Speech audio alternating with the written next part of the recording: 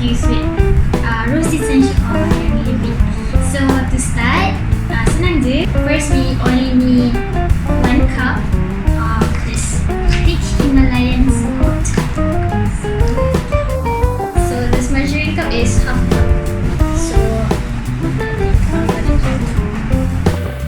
So 1 cup of pink Himalayan salt, and then we're gonna have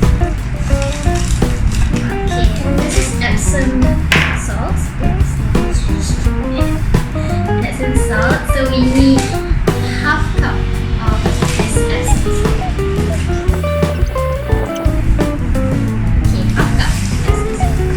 Next, we're gonna have maybe half cup of this rose flower petals. Okay.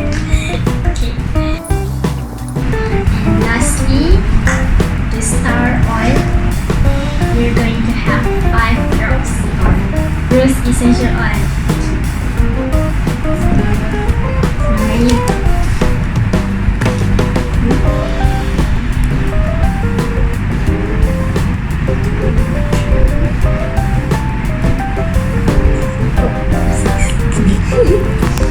Okay, so now all we have to do is mix this.